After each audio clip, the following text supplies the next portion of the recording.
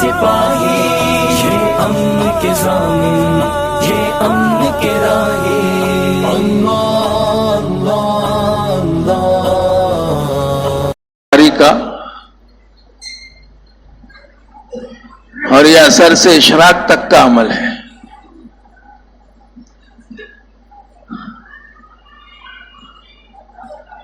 جسمانی بیماری ہوتی ہے تو اس کی دوا ڈاکٹر تجویز کرتا ہے، اتنی دوا لینی ہے، اتنی پاور کی لینی ہے، اتنے وقت لینی ہے، اتنے دن تک لینی ہے۔ ایسی روحانی بیماری ہے تو روحانی بیماری کا علاج اپنے بڑوں نے ہمارے لیے طے کیا ہے۔ جسمانی بیماریاں تو ایسی ہے کہ اس میں مرنے والا شہید بھی ہے، جیسے وبا کے زمانے میں ابھی جو مرے وہ شہید ہے، پیٹ کی بیماری میں مرنے والا شہید ہے، لیکن روحانی بیماری میں مرنے والا اس کی آخرت بگڑنے کا خطرہ ہے۔ روحانی بیماریوں کا علاج ہے اس میں، جسمانی بھی اور روحانی بھی، تو علاج تجویز کیا اپنے بڑوں نے۔ باہر کی محنت ہے، مقام کی محنت ہے، باہر کے اعمال ہیں، مقام کے اعمال ہیں۔ اب ہم اس میں اپنے طور سے بدل کر دیں، تبدیلی کر دیں، تو ڈاکٹر کی دوا جیسے تبدیل کر دیتے ہیں اپنے حساب سے کھاتے، پھر کام ہوتا نہیں ہے، علاج ہوتا نہیں ہے، تو دوسرا ڈاکٹر ڈھونڈتے ہیں۔ ایسے اعمال پورے نہیں ہوں گے اور تربیت کا نظام سمجھ میں نہیں آئے گا تو آدمی پھر محسوس کرے گا کہ کچھ اور کرنا چاہیے۔ تو علاج تو ہوگا تب جب کام پورا ہوگا۔ اپنا کام نماز کی ترتیب پہ ہے تو نماز جیسے سب کے لیے ہے، ایسے شب گزاری ہماری ساری محنت کرنے والوں کے لیے ہے۔ نماز جیسے کسی کو معاف نہیں ہے، ایسے اپنے شب گزار اپنے محنت کرنے والوں کے لیے جو اعمال ہیں اس میں کسی کو رعایت نہیں ہے۔ اثر سے اشراق تک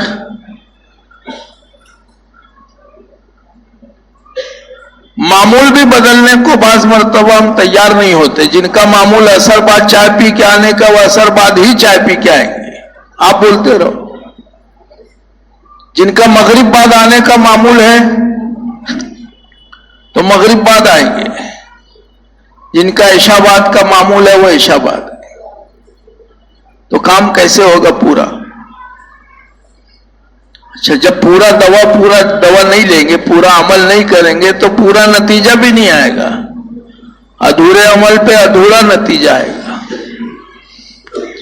4 رکعت کی ہمیشہ بولے پوری زندگی عشاء کی 2 ہی رکعت پڑھتا رہا، ساری زندگی محنت میں لگا رہا، لیکن اثر سے مشورے تک، مغرب سے مشورے تک جیسے نماز نہیں ہوگی نماز عشاء کی 2 رکعت۔ اب اتنی سمجھ میں آتی ہے میری، سری جہری سمجھ میں نہیں آتی، یا جہری سمجھ میں آتی ہے بات کی سری نہیں ہے۔ تو ادھورا عمل ہوگا تو کام پورا نہیں ہوگا اپنا، پھر علاج اور تربیت بھی پوری نہیں ہوگی۔ کام لینے کے لیے اپنے آپ کو حوالے کرنا پڑے گا تو تربیت کا نظام چلے گا۔ اپنی رائے ہم کو چھوڑنا پڑے گی کہ ہماری کوئی رائے نہیں ہے، کوئی چاہت نہیں ہے۔ شب گزاری میں ہمارے ہاں 4 اعمال ہوتے ہیں، اس میں پہلا عمل حاضری کا ہے کہ حاضری لی جائے ہر ہفتہ۔ حضرت فرما رہے ہیں کہ 4 اعمال ہوں شب گزاری میں، اس میں پہلی حاضری ہے۔ تو بہت دنوں سے حاضری ہوئی نہیں ہے، آج یہاں ہو جائے تو اندازہ ہو جائے گا کتنے لوگ ہیں، کھانے بستر کے ساتھ ایک ہلکے کا معلوم کر لیں۔ حاجی صاحب لکھ رہے ہیں، ذرا ہلکے والے بتا دیں، ہلکا نمبر 1 سے ہاتھ اوپر کر دے تو سمجھ میں آ جائے گا۔ 1 2 3 4 5 6 7 8 9 10 11 12 13 14 15 16 17 18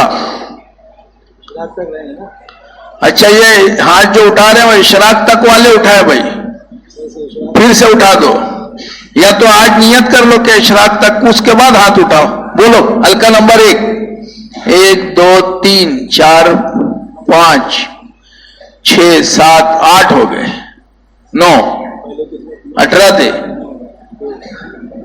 حلقہ نمبر 4، 1 2 3 4 5 6 7 8 9 10۔ حلقہ نمبر 11، حلقہ نمبر 5، 1 2 3 4 5 6 7 8 9 10 11 12 13 14 15 16 17 18 19 20 21 22 23 24 25 26۔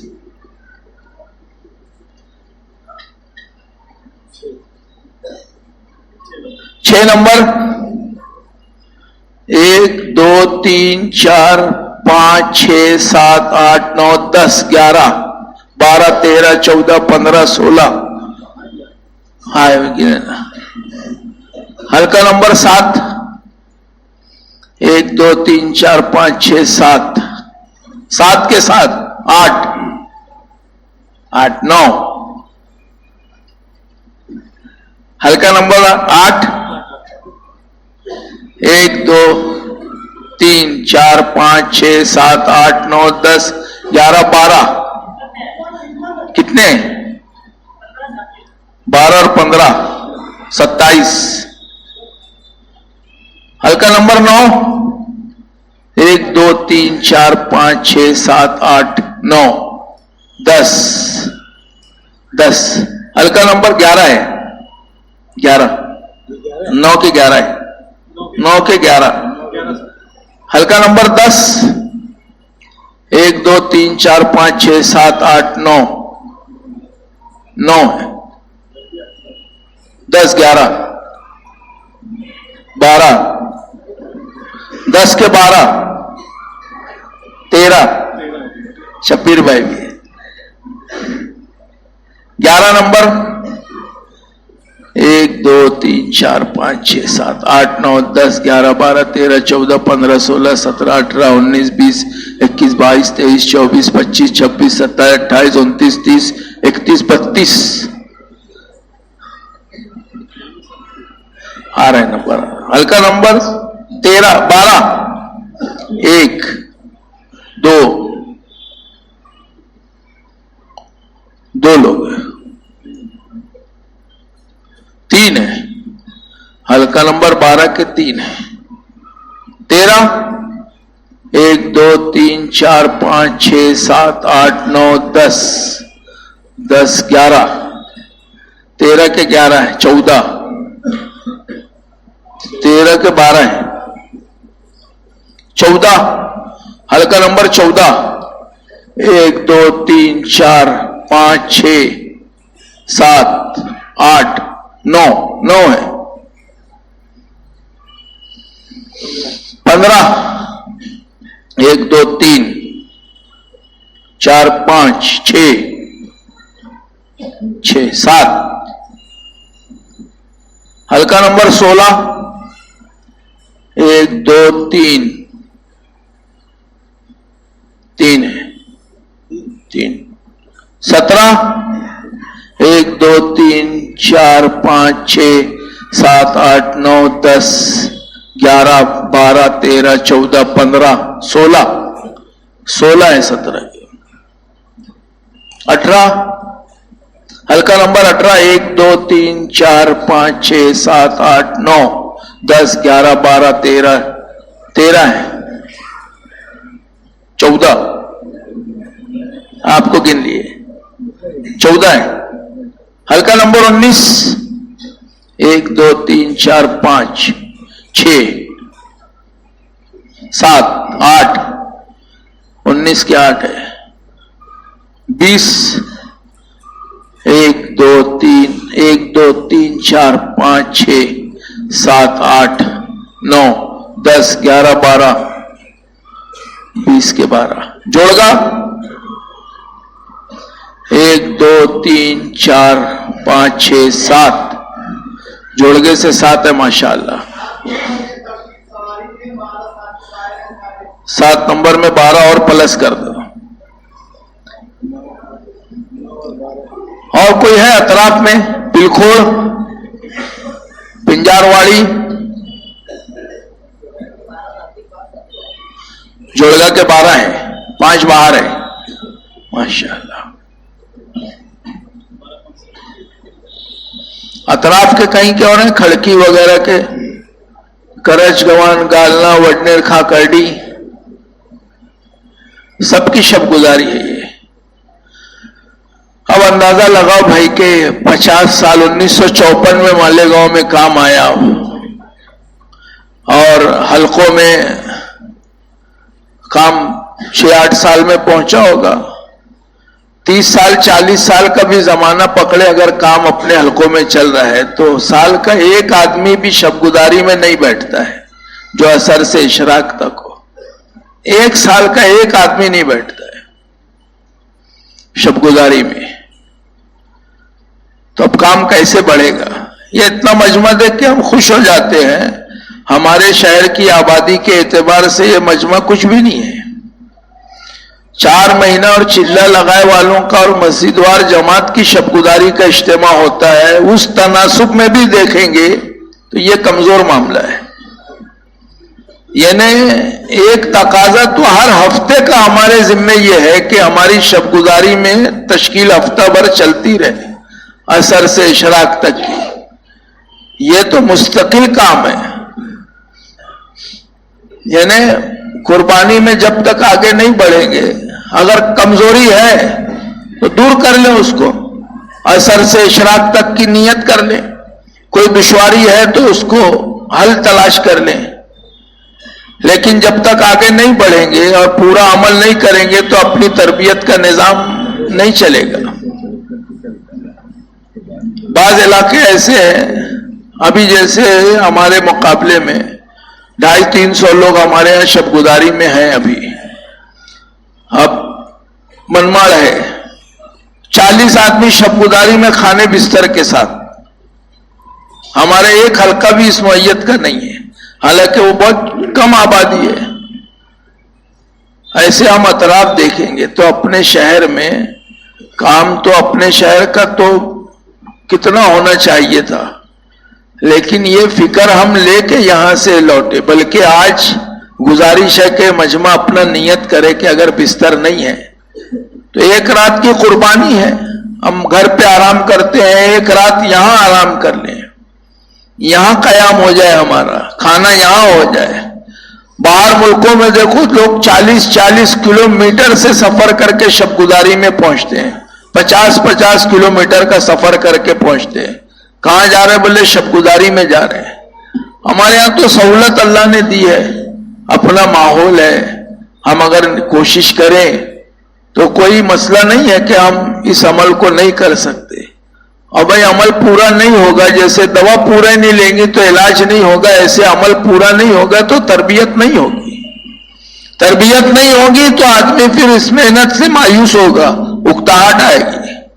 حالانکہ کام تو اللہ نے تسخیر عالم کا نسخہ دیا ہے، اور ایسی محنت اور ایسا کام اللہ نے دیا ہے کہ اس کے ذریعے سے یعنی پوری دنیا میں دینی فضا کے بننے کا، دین کے زندہ ہونے کا، دین کے پھیلنے کا، اپنی زندگی میں دین کے باقی رہنے کا سارا کچھ اس میں اللہ پاک نے رکھ دیا ہے.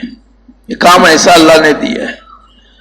تو بھائی نیت کرتے کہ انشاءاللہ آج اگر نہیں بھی لگتا تھا تو آج سے بستر لگائیں گے انشاءاللہ. اس میں ایک بات یہ بھی ہوتی ہے، جیسے کہ ابھی ایک جگہ ہم شب گزاری میں بولے کہ بھائی نئے لوگ 4-4 مہینہ چلہ لگا کے آتے ہیں تو وہ پرانوں کو دیکھتے ہیں کہ یار ہمارے محلے میں ہماری تشکیل کرتے تھے. شروع میں جذبہ ہوتا ہے، شب گزاری میں آتے ہیں وہ تو تلاش کرتے ہیں. وہ 1-2 ہفتہ جب وہ پرانا آدمی ان کو مسجد کا حلقے کا دکھتا نہیں ہے تو وہ سمجھ جاتے ہیں کہ یہ عمل کوئی ضروری نہیں ہے. وہ ہم کو بولیں گے نہیں، لیکن اس کے بعد وہ شب گزاری میں کبھی نہیں آئیں گے. پھر آپ تھکتے رہو لیکن وہ وہاں پہنچے گا نہیں شب گزاری میں. اس کے اثرات یعنی ہم تو ہمارا معاملہ تو ایسا ہونا چاہیے کہ بھائی کام کم زیادہ کا مسئلہ نہیں ہے، کوشش یہ کرے کہ کام میں اپنی وجہ سے کوئی رکاوٹ یا نقصان نہ ہو، اس کی حفاظت اپنے ذمے ہے کہ کام محفوظ رہے اور اپنے ذریعے سے لوگ متوجہ ہوں، عمل کو کھینچے، عمل سے لوگ کھینچیں گے، عمل کے ذریعے سے عمل زندہ ہوگا، قربانی کے ذریعے سے قربانی زندہ ہوگی۔ بہروپیہ تھا، بھیس بدلتا تھا، جب بھیس بدل کے آئے بادشاہ پہچان لیتا تھا، جب بھیس بدل کے آئے بادشاہ پہچان لے۔ ایک مرتبہ اس کو خبر لگی کہ بادشاہ سلامت کسی گاؤں میں جانے والے ہیں، تو یہ پہلے سے وہاں جا کے بیٹھ گیا اور ایک اللہ والے کا بھیس بنا کے وہاں پر وہ دوا تعویذ اور دم کرنے لگا لوگوں میں، تو بہت مشہور ہو گیا، پورے علاقے میں مشہور ہو گیا کہ بہت بڑے اللہ والے ہیں یہ۔ جب بادشاہ کا وہاں جانا ہوا تو مقامی لوگوں نے کہا کہ یہاں ایک بہت بڑے اللہ والے بھی آپ آئے ہیں تو ان سے بھی ملاقات کر لے، تو بہت ڈھیر سارا تحفے تحائف لے کے بادشاہ ملاقات کے لیے گیا اور وہاں دعا کی درخواست کی، تحفے پیش کیا تو انکار کر دیا اللہ والے نے کہ ہم نہیں لیتے یہ سب تحفے۔ بادشاہ چلا گیا تو واپس گیا محل میں، کہا کہ میرا انعام لاؤ، وہی اللہ والا تو جو بہروپیہ اپنا بھیس بدل کے بیٹھا تھا۔ تو بادشاہ نے کہا کہ جو میں نے تحفہ تیرے لیے لایا تھا تو انعام سے بہت زیادہ تھا، وہ کیوں نہیں قبول کر لیا تو نے؟ کہ اصل میں جن کا بھیس بنا کے بیٹھا تھا اگر تمہارا پیسہ قبول کر لیتا تو اس پہ داغ لگ جاتا، اس لیے میں نے قبول نہیں کیا۔ تو اللہ پاک نے ہم کو نسبت امام الانبیاء کی دی ہے، معمولی نسبت نہیں ہے، ہمیں اندازہ ہی نہیں ہے کہ کیا نسبت اللہ نے دی ہم کو۔ اللہ پاک ہمیں قدردانی کی توفیق نصیب فرمائے۔ اور اللہ کیا قیمت تو نسبت پر لگتی ہے۔ ایک عورت کے شوہر کا انتقال ہو گیا، 2 بچیاں تھی اس کی، 2-4 دن تو گھر چلا، کمانے والا وہ تھا اکیلا۔ جب گھر میں فاقہ شروع ہو گیا تو ماں پریشان ہو گئی کہ کیا کیا جائے اب اس کا، گھر کیسے چلے گا۔ جہاں رہتے تھے وہاں تو اس کو محنت مزدوری کرنے میں کچھ شرم آئی تو دوسرے گاؤں چلی گئی۔ وہاں گئی تو بچیوں کو گاؤں کے باہر بیٹھایا اور کہا کہ میں اندر جا کے دیکھتی ہوں، کچھ انتظام کھانے کا کرتی ہوں تمہارے لیے۔ اندر گئی تو ایک مسلمان سخی لوگوں میں تقسیم کر رہا تھا کچھ، یہ بھی جا کے کھڑی ہو گئی، اپنی حاجت بتائی۔ جب ہم کئی دن سے بھوکے ہیں، 2 بچیاں ہیں، شوہر کا انتقال ہو گیا، میں بیوہ ہوں اور سید ہوں۔ تو اس نے کہا کہ تو سید ہے، اس پر گواہ لے کر آ۔ کہا میں تو یہ بستی میں نہیں ہوں، مجھے تو کوئی جانتا نہیں، میں اس پر گواہ کہاں سے لاؤں؟ تو اس نے دینے سے انکار کر دیا۔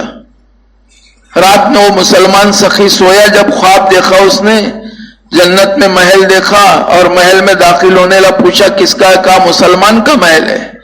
داخل ہونے لگا تو روکا فرشتوں نے کہ مسلمان کا محل ہے۔ تو کہا میں بھی مسلمان ہوں۔ تو کہا گواہ لا اس پہ تو کہ تو مسلمان ہے۔ تو سمجھ گئے ہو۔ رات میں اٹھا اور پھر وہ تلاش کیا کہ وہ خاتون کہاں ہے، تو کسی نے بتایا مجوسی کے گھر پہ ہے، جو آگ کا پجاری وہ لے گیا، اس کے گھر گیا، اس کی خوشامد کی، اور مہمان مجھے دے دو۔ کہا نہیں یہ نہیں ہو سکتا۔ کہا کچھ پیسے رقم لے لو لیکن وہ مہمان مجھے دے دو۔ تو مجوسی کہنے لگا جو خواب تم نے دیکھا ہے نا وہ خواب میں نے بھی دیکھا ہے، اور جس محل میں داخل کرنے سے تمہیں منع کیا وہ محل اللہ کے نبی نے مجھے دے دیا ہے، اور اس خاتون کی برکت سے ہم سب مسلمان ہو گئے۔ حضور کے گھرانے کی نسبت لگی اس خاتون کے ساتھ۔ تو اللہ پاک نے ہم کو، یہ کوئی معمولی کام نہیں ہے، جس محنت کے ساتھ امام الانبیاء کی نسبت ہے وہ کام کیسا ہوگا؟ جس نبی کے انگلی کے اشارے سے چاند کے 2 ٹکڑے ہو جاتے، جس نبی کے بدن سے اور قربانی سے یہ محنت نکلی ہے، اس محنت کی تاثیر کیا ہوگی؟ ہم تو بس ایسی سرسری کر رہے ہیں روٹین اور رسمی طور سے، یہ چلو کام ہو رہا ہے تبلیغ کا۔ نہیں محترم بزرگوں اور دوستوں، انتخاب اللہ نے کیا ہے، چناؤ اللہ کی طرف سے ہوا ہے۔ یہ قدردانی کرنے والوں کو اللہ پاک بڑھائیں گے، ناقدری اللہ کو ضرورت نہیں ہے، وہ بے نیاز ہے، اس کا کوئی مسئلہ ہی نہیں ہے، اس کو کسی کی حاجت نہیں ہے. ہم محتاج ہیں، ہمیں اس کی ضرورت ہے. دین اور دین کی محنت میری اپنی ضرورت ہے، اس لیے ہمیں اس کی قدر کرنا چاہیے. اللہ پاک ہم سب کو قدر کرنے کی توفیق نصیب فرمائے. ایک گزارش بھائی یہ ہے کہ مجمع میں جو لوگ ہیں وہ اپنا موبائل ذرا بند کر دیں. بند کرنے کا مطلب ہے اس کو سوئچ آف کر دینا چاہیے. عمل میں تو جان نکال دیتا ہے، وہ سائلنٹ بھی رہتا ہے وائبریٹ پہ تو وہ کھجلی کرتے رہتے ہیں. اور ریکارڈ کرنے کا معاملہ تو ایسا ہے کہ بیان کا ریکارڈ کرنے والا جو ہے دونوں طریقے سے محروم رہتا ہے، کیونکہ وہ بیان سنتا نہیں ہے کہ ریکارڈ ہو رہا ہے بعد میں سنوں گا، اور بعد میں سنتا نہیں ہے. اس ماحول میں جو کیفیت بنتی ہے وہ گھر بیٹھ کے سننے سے بھی نہیں بنتی ہے، اور اس لیے وہ تو اپنا کام ہی نہیں ہے. ہمارے ہاں تو قرآن کے حلقے میں بھی آپ دیکھیں گے تو سینہ بسینہ بیٹھ کے سکھایا جاتا ہے. یہ سنت سے قریب عمل ہے. قرآن لے کے نہیں سیکھتے ہم، بلکہ جو قرآن کا حلقہ لگتا ہے سیکھنے سکھانے کا. اس لیے گزارش ہے کہ موبائل تو ایک ضرورت کی چیز ہے، ضرورت پہ استعمال ہو جائے، باقی تو اس کو کم سے کم مجلس میں اس کی کوشش ہو کہ احتیاط کریں ہم. موبائل اپنا بند رہے. اور دوسری گزارش مجمع سے یہ ہے کہ بھئی یہ تشکیل تک مجمع اٹھے نا، ورنہ درمیان میں اٹھتے ہیں پوری جان نکل جاتی تشکیل کی. دوسرا شب گزاری کا عمل جو ہوتا ہے وہ ترغیب ہے کہ ایک تو پہلے حاضری ہو جائے پھر ترغیب ہو جائے. تیسرا تقاضا کوئی لے کے جائے ہم یہاں سے. ایک تقاضا تو فوری آج کا تقاضا ہے وہ کہ اپنے حلقے میں ہم جائزہ لیں اور خوشامد کر کے جن کے بستر نے ان کا بستر آج وصول کریں. حضرت فرماتے ہیں جس نے کل مسجد کو وقت دینے کے لیے کہا ہے تو جیسے ہم چلے 3 دن کی وصولی کرتے ہیں، وصولی گشت ہوتا ہے ہمارے یہاں، ایسے جس نے مسجد کو کل وقت دینے کے لیے کہا ہے اس کی بھی وصولی کی فکر ہونی چاہیے. تو یہ تو پورا عمل ہے اپنا عصر سے اشراق تک شب گزاری کا، اس کی وصولی کی بھی فکر ہونی چاہیے. آ کے یہ ہو جائے کہ آج سے جگہ تنگ پڑ جائے، اوپر نیچے ملا کے کہ تو چھوٹا پڑ گیا اور بناؤ اس کو، یہ ہونا چاہیے. شارجہ مرکز کی شب گزاری آپ دیکھیں گے ایسی تو کتنی 10 مسجد اس میں آ جائے گی، زیادہ آ جائے گی، بلکہ 15,000 کا مجمع ہوتا ہے شب گزاری میں. خالی 20,000 بھی ہو جاتا ہے کبھی کبھی. 15 سے 20,000 کا مجمع خالی شب گزاری میں رہتا ہے. عصر کی نماز کے بعد دسترخوان لگتا ہے تو ایسا لگتا ہے، میں پوچھا کہ دسترخوان، اکثر مجمع روزے سے ہے، جمعرات کی شب گزاری ہے، اکثر روزے سے ہے. ایسا لگتا ہے ایسے رمضان میں شب گزاری چل رہی ہے. تو یہ اپنے عمل کو جاندار بنانے کی کوشش کرتے رہنا چاہیے، پھیکا پن نہیں آنا چاہیے. جب ہم خود اس کی اپنے دل میں اہمیت نہیں رہے گی تو پھر اپنی دعوت میں جان کہاں رہے گی. ہم اگر اس کی اہمیت نہیں ہے نا تو ہماری دعوت میں بھی وہ جان نہیں رہے گی. اس لیے آج کا یہ تقاضا تو فوری ہے کہ بھئی ہم آج اس کی فکر کریں گے. دوسرے یہاں سے تقاضا دیا جائے کہ کون اپنی مسجد کو 24 گھنٹے آباد کرے گا، کون آئندہ ہفتے چلے 4 مہینے کی جماعت. یہاں تک حضرت فرما رہے ہیں کہ بیرون کی جماعت بنانے کا مسجد وار تقاضا دیا جائے شب گزاری میں، تاکہ ہفتہ بھر وہ محنت کا نظام چلے وہاں پر محلے میں اپنے علاقے میں، اور وہ تقاضا پورا کر کے شب گزاری میں آئے جتنا ہو جائے. لیکن یہاں تو آنا اپنے ذمے فکر اور تقاضا لے کے جانا ہے. یہ اس عمل کے ذریعے سے اپنے اندر یہ بات پیدا ہو جائے. اور چوتھا کام پھر حیات الصحابہ ہے. اس لیے بھائی مجمع بیٹھے گا نا تشکیل تک، درمیان میں کوئی اٹھے نہ بھائی اس کی فکر کرے. بسم اللہ الرحمن الرحیم، نحمد و نصلی علی رسول الکریم، اما بعد. محترم بزرگوں اور دوستو، واقعی ہم اس کام کی اہمیت اور عظمت کو ابھی تک ہم سمجھ ہی نہیں سکے.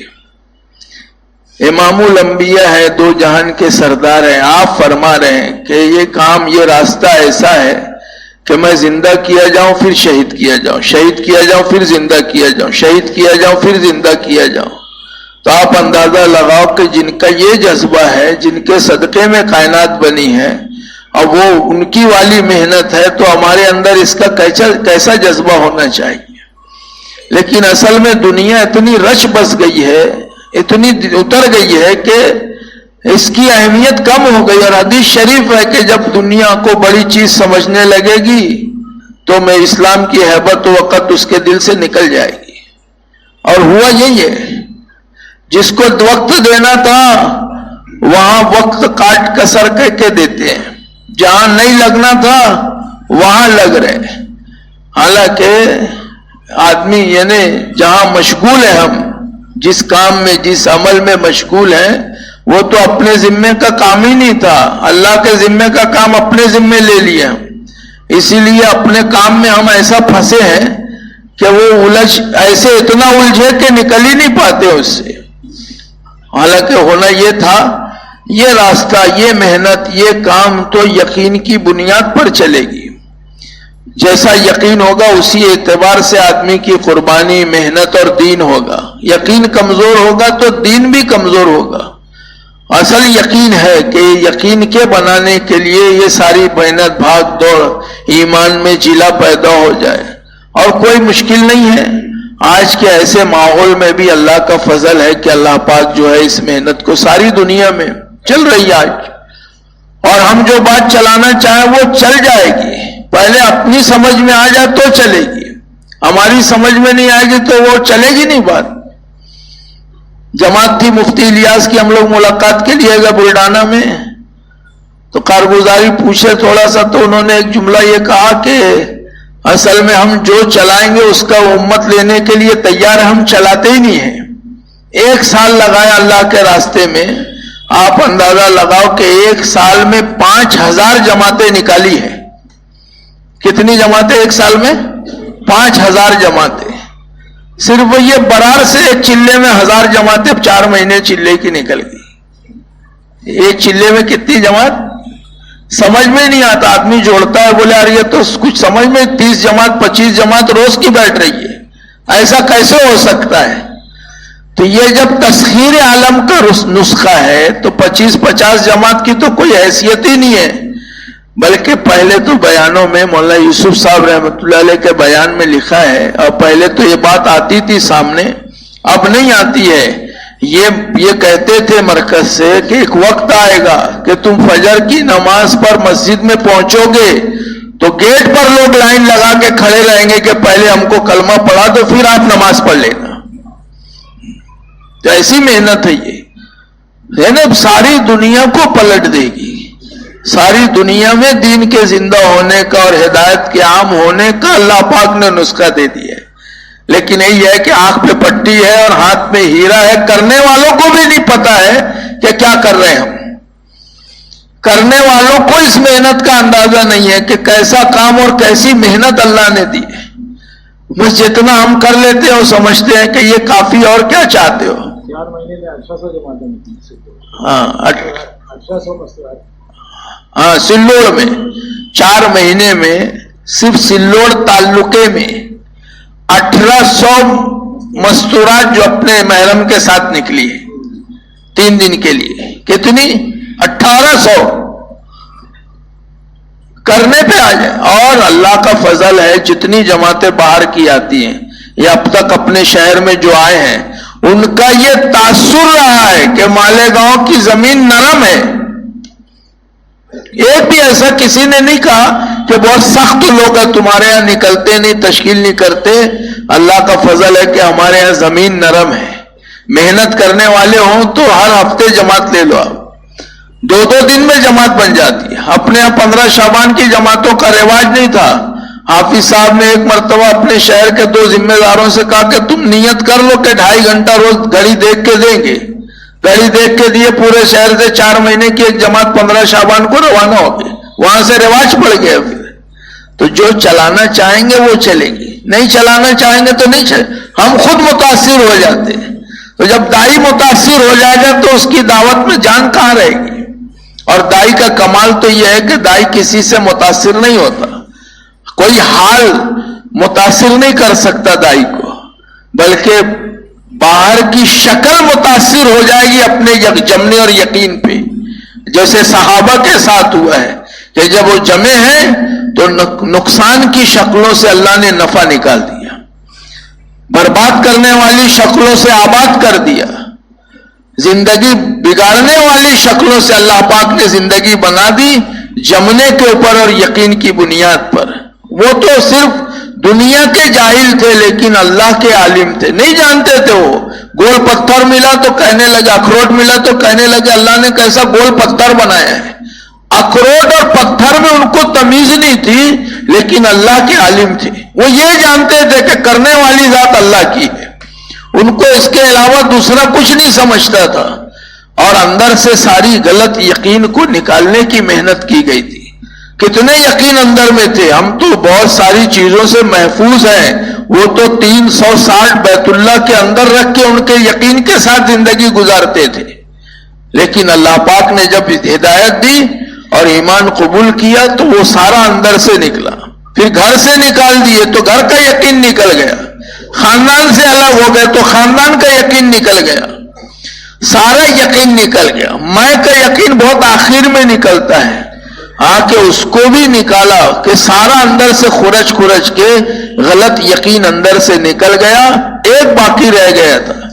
بہت ساری ہجرت کی مصلحتوں میں علماء نے ایک مصلحت یہ لکھی ہے، مولانا عبید اللہ صاحب بلیاوی رحمۃ اللہ علیہ فرماتے تھے کہ ان کے دلوں میں یہ یقین رہ گیا تھا کہ مکہ میں بیت اللہ کے وجہ سے ہماری اللہ مدد کرتے ہیں۔ تو ہجرت کی مصلحتوں میں ایک یہ ہے کہ بیت اللہ چھوڑوا دیا کہ یہ بھی چھوڑ دو تاکہ تمہارا یہ یقین بنے۔ اب بیت اللہ چھوڑے تو کہاں گئے کہ نہتے میدان میں کھڑے ہیں، تعداد میں کم، طاقت میں کم، اسباب میں کم اور انتظام میں کم، ہر اعتبار سے صرف یقین کی چادر اوڑھ کے میدان میں کھڑے ہو گئے تھے۔ اب صرف نگاہ اللہ پر تھی اور دعا استغاثہ، اللہ کے نبی نے وہاں دعا مانگی اور سارے صحابہ کی نگاہ اللہ پر تھی۔ پھر اللہ پاک نے اپنی مدد بتا دی کہ بیت اللہ بھی چھوڑ دو، بیت اللہ کی وجہ سے بھی تمہاری مدد نہیں ہوتی، مدد کرنے والی ذات صرف اللہ کی ہے۔ تو سارا غلط یقین اندر سے نکالا اور ایک یقین اندر بنانے کی محنت کی کہ کرنے والے صرف اللہ ہیں۔ آج ہم سب دنیا کے باہر کے حالات حاضرہ بولو اور باہر کے اسباب بولو، شکلیں بولو، اس سے متاثر ہیں، اتنا متاثر ہم ہیں کہ بعض مرتبہ ہم بھی دوسروں کے جیسے بولنے لگ جاتے ہیں۔ مولانا سید احمد خان صاحب مکی رحمۃ اللہ نے لکھا ہے کہ یہ جیسے غیر ایمان والے دکاندار جیتا ہے، ایسے ایمان والے دکاندار میں فکری اعتبار سے کوئی فرق نہیں ہے، دونوں ایک ہی فکر والے ہیں۔ کیا فرق ہے دونوں کو اس میں؟ کہ یہ تو کام اللہ سے لینے کا کام تھا، اللہ سے لینے کا اور مخلوق کو دینے کا۔ ہم خود اپنی تو پھنسے ہوئے ہیں دنیا کے اسباب میں، شکلوں میں، کوئی کو بولے ڈیوٹی ہے، کوئی دوسرے کی تشکیل کرو بولے کارخانہ ہے، یہ ذمہ داری ہے، میرا کام ہے، فلانا ہے۔ حالانکہ اللہ نے فل ٹائم جاب دیا تھا تو اس کو پارٹ ٹائم کر دیے۔ کیسا کر دیے؟ Part time. Full time job تو یہ تھا کہ پورا یہاں لگتا، پہلی تشکیل تو پورے جان مال کی ہے، آخری دوسری تشکیل آدھے جان آدھے مال کی ہے، اور عام صحابہ کی ترتیب 4 مہینے کی تھی۔ اب وہ اتنا بولے ہیں جب سے تبلیغ میں لگے کہ سالانہ چلہ وہ اندر اتر گیا۔ اب سالانہ 4 مہینے بولتے تو لوگ حیرت کرتے ہیں، یار سالانہ 4 مہینے کیسے لگے گا؟ پہلے سالانہ چلہ بھی سمجھ میں نہیں آتا تھا، لیکن جیسے اللہ نے اس کی ترتیب بنائی ہے ایسے اب سالانہ 4 مہینے کی آواز لگی۔ فلسطین کا ایک آدمی 2 مہینے میں تھا، 7 سال ہوا کام میں لگے ہوئے، تو میں نے پوچھا کتنے 4 مہینے لگے؟ کہا 7-4 مہینے لگے، یعنی لگتے ہی یہاں سے تھے۔ پہلی مرتبہ کوئی بھی بات کرو تو حیات الصحابہ سے حوالہ دیتا تھا، مانا 7 سال تبلیغ میں لگے، 7 سال ہوا تھا۔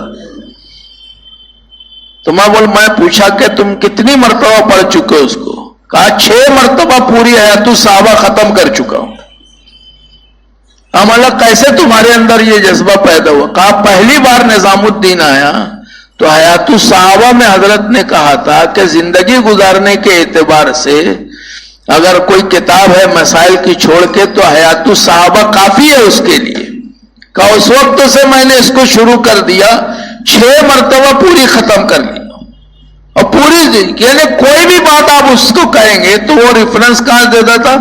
ایک مرتبہ کہنے لگا ایک ہی وقت کا کھانا صحیح ہے, بولے سنت ہے. تو مالا یہ کہاں سے لائے؟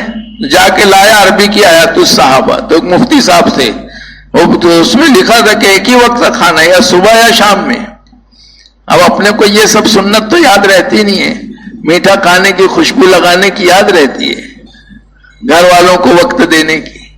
یہ تو اللہ کا شکر ہے کہ اللہ نے رہبری کے لیے انتظام کیا اپنے, اللہ پاک نے. تو اصل یقین ہے کہ یقین کی بنیاد پہ اپنا حال تبلیغ کا کیسا کر ڈالے ہیں. ایسا حال تبلیغ کا ہم نے بنا دیا ہے کہ جیسے مولانا یونس صاحب رحمۃ اللہ علیہ مثال دیتے تھے کہ ایک آدمی کا پائجامہ بہت بڑا ہو گیا تو والدہ سے کہنے لگا کہ یہ بہت زیادہ بڑا ہو گیا, اس کو 2 انچ کاٹ کے نا ترپائی مار دو ذرا سا. تو والدہ کہنے لگی تیری گھر والی کو بول.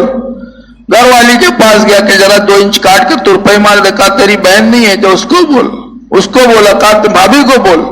وہ اس کا دماغ خراب ہو, خود ہی 2 انچ کاٹ کے ترپائی مار کے لٹکا دیا. ماں کو خیال آیا بیٹا تو میرے ہی ہے, بولے میں نہیں کروں گی تو کون کرے گا. پائجامہ اتار کے 2 انچ کاٹ کے ترپائی مار کے لٹکا دیا. بہن کو خیال آیا کہ اب بھائی اپنا ہی ہے, کرنا پڑے گا, بھابھی نہیں کیے تو 2 انچ کاٹ کے ترپائی مار کے. بیوی آخری میں سوچی کہ شوہر تو میرے ہی ہے, تو پائجامہ کیا بن گیا.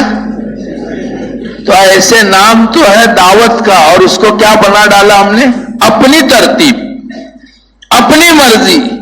جتنا سمجھ میں آئے گا اتنا کریں گے, زیادہ مت بولو, ترغیب مت دو. یہ حال ہے اپنے حال محنت کا.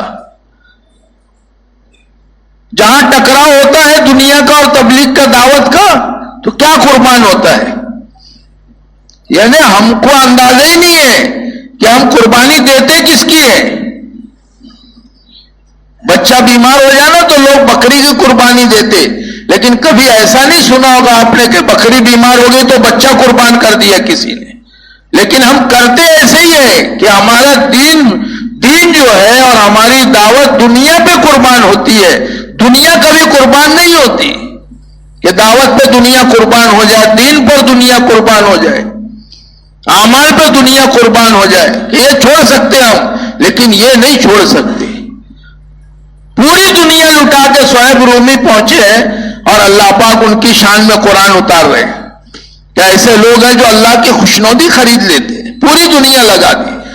دنیا میں جتنے لگے ان کی نگاہ میں تو وہ ہوگا کہ کنگال ہو کے آ گیا ہے. تبلیغ میں لگا تو آیا کیا اس کے پاس میں. بعض لوگ بولتے بھی, ہمارے ساتھی بھی متاثر ہو جاتے ہیں کہ تو خود کا اپنا گھر نہیں بنا سکا. ارے گھر بنانے کے لیے تو آئے نہیں ہے. اللہ کے نبی کے گھر کا حال یہ ہے کہ ہاتھ کرتے تھے ایسے تو دیوار میں لگتا تھا, پیر دوسری دیوار میں لگتا تھا. اللہ کے نبی خود فرماتے ہیں کہ میں 2 رکعت نماز پڑھتا تھا گھر میں, اور سجدہ کرنے کے لیے اما عائشہ کے پیر, حضرت عائشہ کے پیر ہٹا کے سجدہ کرتا تھا. کتنا بڑا مقام تھا. اللہ کے بعد کسی کا مرتبہ اور مقام ہے تو جناب محمد الرسول اللہ صلی اللہ علیہ وسلم کا مقام. نماز پڑھانے دیر سے آئے تو چادر ایک ہی پہنچی تھی, ایک پہنچی نہیں تو اسی کو گرے لگا کے گھاٹ لگا کے آ گئے. ہم جس میں مشغول ہیں یہ ہم تو اپنے آپ کو دھوکہ دیتے ہیں کہ یہ بھی ضروری ہے. تو آپ دیکھو سیرت میں حضرت ابوبکر صدیق اور سارے صحابہ کی زندگی اپنے سامنے نمونہ ہے کہ لگائے کس میں انہوں نے.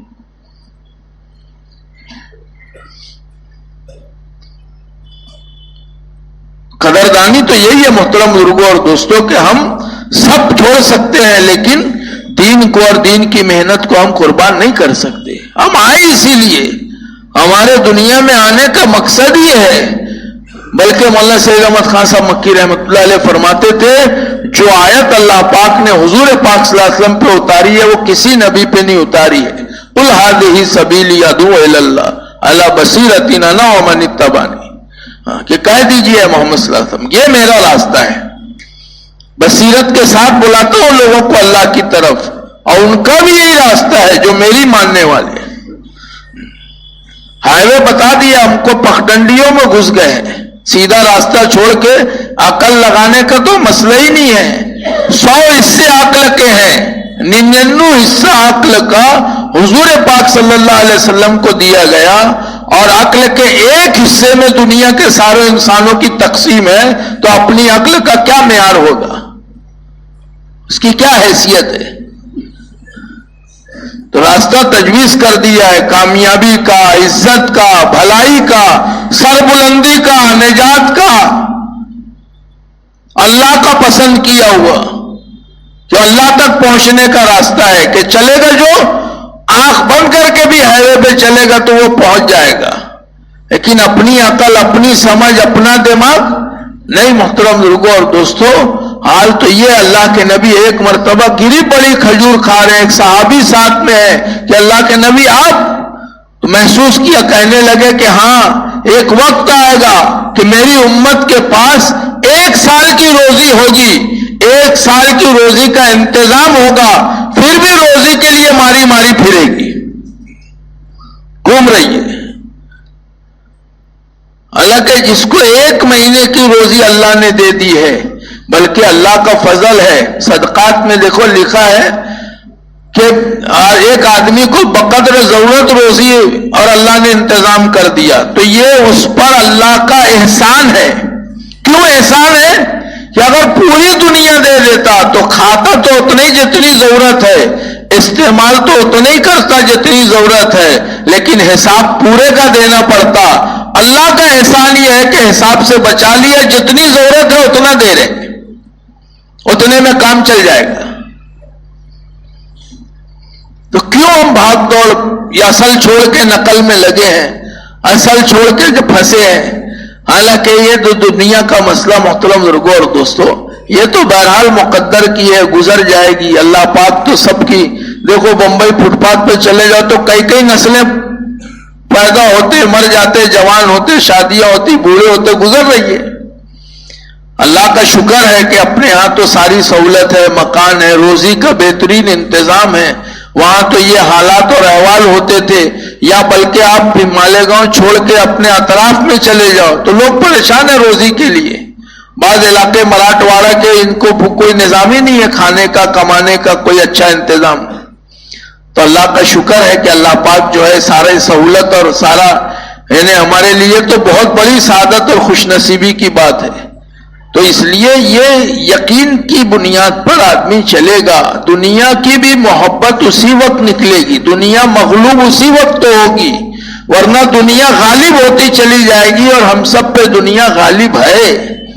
ایسی محبت جیسے عیسیٰ علیہ السلام کا وہ مشہور واقعہ ہے کہ بستی پہ گزرے تو دیکھا سب مردے پڑے، تو آواز لگائی تو ایک آدمی نے جواب دیا. تو پوچھا کیا بات ہے؟ کہا رات میں سوئے تھے، صبح سجین میں پہنچا دیے گئے. پوچھا سجین کیا ہے؟ کہا حاویہ ہے. کہا حاویہ کہا سجین ہے. کہا یہ کیا ہے؟ کہا ایک اس کا آگ کا انگارہ 7 زمین آسمان کے برابر ہے، اس کے نیچے ہماری روحیں دفن ہے. کہاں کیا بنیاد تھی؟ تم ہی بول رہے ہو، باقی سب نہیں بول رہے. کہا سب کے منہ میں آگ کی لگام لگی ہے، میرے منہ میں آگ کی لگام اس لیے نہیں لگی ہے کہ میں ان کے جیسے کام نہیں کرتا تھا، ساتھ میں رہنے کی وجہ سے اللہ نے پکڑ کر لیے. کہا کیا وجہ تھی؟ کہا حب الدنیا و صحبت الطواغیت، کہ دنیا کی محبت. کہا کیسی دنیا کی محبت؟ کہا دنیا کی محبت ایسی تھی کہ دنیا آتی تھی ہم خوش ہو جاتے تھے، اور دنیا چلی جاتی تھی ہم رنجیدہ، جیسے بچے کو ماں کو بچے سے ہوتی ہے کہ بچے کو دیکھتی ہے ماں خوش ہو جاتی ہے، اور بچہ چلا جاتا ہے ماں رنجیدہ ہو جاتی ہے. ایسی دنیا کی محبت تھی. اور صحبت الطواغیت، کہا کہ برے لوگوں کی صحبت میں رہتے تھے، اس پر اللہ نے پکڑ کر لی تھی کہ رات میں گھروں میں سوئے تھے، صبح سجین حاویہ میں پہنچا دیے. ہاں تو دنیا اپنا رنگ دکھا رہی ہے. یہ محنت اللہ پاک نے دی ہے، جس کے ذریعے سے، جیسے میاں جی محراب صاحب نے کہا مولانا عبدالعلیم صاحب جونپوری رحمت اللہ علیہ سے، کہ ہمارے اس محنت میں چلنے میں پہلا نفع یہ دکھتا ہے کہ دنیا کی بے رغبتی پیدا ہو جاتی ہے. اندر سے صحیح جذبے نیت کے ساتھ آدمی چلے گا تو اللہ پاک اس سے بے رغبت کر دیں گے، اس کی کوئی چاہت اور رغبت نہیں رہے گی، اس کی کوئی، یعنی آدمی اس طرف دیکھے گا نہیں للچیائی ہوئی نگاہ سے. بلکہ آدمی اپنی امیدوں کو مختصر کر دے. لمبی امیدیں یہ تو خطرے کی بات ہے. مختصر کر دے اپنی امیدوں کو, دنیا سے ہٹا لے. اللہ پاک بغیر سیکھے اس کو علم عطا فرمائیں گے, بغیر راستہ دکھائے راستہ بتائیں گے, اور اس کے دل کی آنکھ کو اللہ روشن کر دیں گے. اور نہیں تو یہ اس کا الٹا کر لے کے جب دنیا اترے گی اندر میں تو اس کی محبت, اس کا نقصان وہ تو ساتھ میں آنا ہی ہے. ہمارے لیے تو یہ ضروری ہے کہ محنت کرنے والے محترم بزرگوں اور دوستوں, 7 چیزوں پہ یقین, جو ایمان ہے نا, ایمان تو ساری چیزوں پہ. آدمی کا اندر تکلیف کب ہوتی ہے؟ جب اس کا تقدیر پہ ایمان تھوڑا سا کمزور ہوتا ہے, متاثر ہوتا ہے نا, تو کوئی بھی حال آتا ہے تو گھبرا جاتا ہے. بعض مرتبہ آدمی کی زبان پر کوئی شکایت کا جملہ آ جاتا ہے, یار میں بیماری بھی, مسائل بھی, پریشانی بھی, اور کوئی جملہ ایسا اس کی زبان سے, نہیں مردوں سے, عورتوں کی زبان سے نکل جاتا ہے. کیونکہ عورتوں کے اندر, گھروں کے اندر ہم نے محنت کا نظام بنایا نہیں ابھی تک جیسا ہونا چاہیے. حالانکہ اگر عورتوں کے اندر محنت کا نظام بن گیا. حاجی عبدالوہاب صاحب آئے تھے پڑوس کے, وہ کہنے لگے یہ ساری دنیا میں جو دوڑ بھاگ دکھ رہی ہے یہ عورتوں کی فکر کا نتیجہ ہے. اب اندازہ لگاؤ کہ ایک عورت کی زندگی بن جائے گی تو گھر کا ماحول جب بنے گا تو گھروں کے اندر پھر یہ بات پیدا نہیں ہوگی. گھر کے اندر یہ ماحول بنے گا جیسے صحابیہ کا کہ بچے کا انتقال ہو گیا ہے. یہ بولنا سننا تو ہم سب کے لیے آسان ہے. بچے کا انتقال ہوا ہے, شوہر رات میں آیا, خواہش ظاہر کی تو بتایا نہیں, بلکہ ضرورت پوری کرنے کے بعد صبح خبر دے رہی ہے کہ ایسا ایسا حادثہ ہو گیا. اب ہم سوچیں کہ ہمارے یہاں خدا نخواستہ انہیں ایسی کوئی بات پیش آ جائے تو ہمارا کیا حال ہوتا ہے, ہمارے کیا جذبات ہوتے ہیں. اصل میں اللہ کی محبت ساری محبتوں پہ جب تک غالب نہیں آئے گی, اللہ رسول کی ابھی مغلوب ہے, ابھی دوسری محبتیں غالب ہے. جب اللہ کی محبت غالب آ جائے گی تو سب چیز آسان ہو جائے گی, کسی کا تعلق محبت باقی نہ رہے. جیسے صحابہ کا تھا, اور وہ ابن زبیر جب پہنچے اپنے علاقے کے گورنر کے پاس تو ان کے گاؤں والے آئے, اور گاؤں والوں نے کہا کہ تمہارے بچے کا انتقال ہو گیا. تو وہ گورنر نے سوچا کہ دیکھو تو کیا کرتے ہیں, اس خبر پہ کیا رد عمل ہے ان کا. تو جب ان کو خبر دینے والے نے خبر دی کہ تمہارے بچہ چھت سے گرا اور اس کا انتقال ہو گیا, تو کہا الحمدللہ. یہ تاثر تھا ان کا, ہاں کہ اللہ نے میرے ایک بچے پہ مصیبت ڈال کے پورے گھر والوں کو بچا دیا. اور جب یقین کمزور ہوگا تو حال کے آنے پہ آدمی اللہ سے شکایے گا کہ اللہ میں ہی ملا تھا.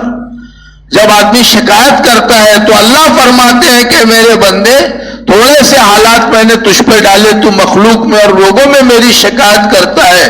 برسوں سے تیرے اعمال میرے پاس بگڑے ہوئے آتے ہیں, میں کبھی فرشتوں سے اس کا تذکرہ نہیں کرتا. اللہ تو بہت زبردست نبھانے والے ہیں. اللہ کسی کو نبھانے پر آ جائے اور چلانے پر آ جائے تو یہاں سے اٹھا کے کہاں پہنچائیں گے. ایک ڈاکو کے دل میں ارادہ پیدا ہوا کہ اب توبہ کر لینا چاہیے اور زندگی بدل لینی چاہیے. لوگوں سے پوچھا تو لوگوں نے کہا کہ وہ پہاڑ پر کچھ اللہ والے رہتے ہیں, وہیں توبہ استغفار کرو, جاؤ ان سے بھی کہنا. آ کے جب وہاں پہنچا تو دیکھا ایک جنازہ تیار رکھا ہے, پیچھے لوگ سب لگا کے کھڑے ہیں.